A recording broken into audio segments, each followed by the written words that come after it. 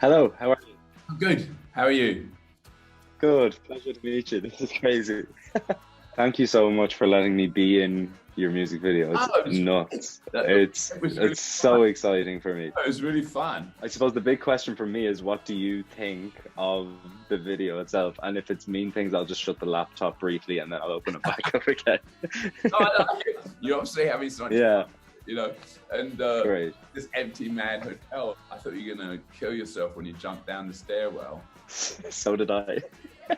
This is your first music video, I'm told. Kind of in at the deep end with that, I think. Straight in, not even kind of like, just go straight in and start with a Rolling Stones music video and best of luck. It's crazy. I love the form of it. Yeah, I really enjoyed it. And I think like due to the kind of pandemic and hotels being closed, it kind of allowed the production team to kind of aim big in terms of the location, and Claridge's and the staff and Claridge's were amazing. What kind of music do you usually like? Do you like a bit of everything, or is there anything particularly like?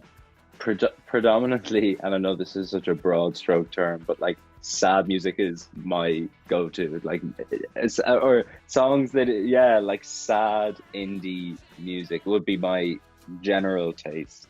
Who have you been like listening to recently? I did a playlist the other week, which was a lot of African music, Oh, fun. like modern sounds that I found from like Somalia and Djibouti and all that. Listen to a lot of current pop music, like what's going on now. So I'm pretty eclectic when it comes to listening to music. So when did you guys write Scarlet, and how long have you been kind of sitting on it, and why have you chosen to release it now? I mean, I remember doing it in many versions. I remember doing it with lots of different people, and I don't remember doing this. And I talked to Jimmy Page, and he said, "Oh yeah, I remember it. We sat in Ronnie Wood's recording basement, and it was these people, and he remembered everything. I remember. I mean, I remember being there, but that's all. So this is the version. So it wasn't really a Rolling Stones record. How has quarantine and lockdown been in that kind of in a creative sense for you guys?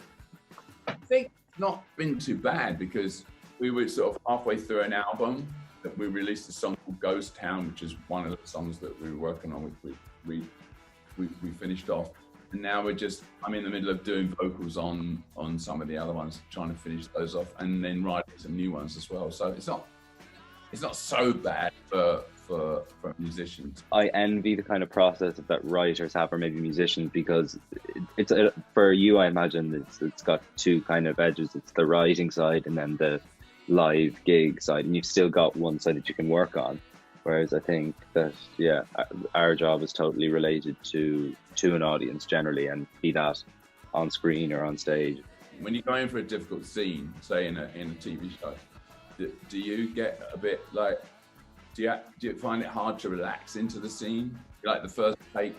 Find that I'm always kind of pretending that I'm relaxed, and then then it takes like a bit of kind of faking it till you make it. But Yeah. I do kind of find that with performance, be that like sport or on stage or on screen, there is a kind of constant low level anxiety that you just get used to existing with, and then it's not even nerves, it's just you kind of the desire to achieve something that you really care about, if it's a song, or if it's a scene, or if it's a music video, and you put work into it. And I think that's where the nerves come from, like for me anyway.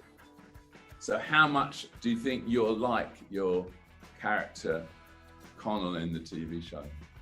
I think like internally definitely quite different. I think like on the surface, in terms of like his trajectory through secondary school and college, probably similar, but thankfully I'm a little bit better at maybe articulating how I feel about a situation that which I think Connell is incapable of doing. He can't do it. He just simply can't say how he feels at any kind of critical moment, which is fun to play. But thankfully I don't walk around my life permanently indecisive emotionally.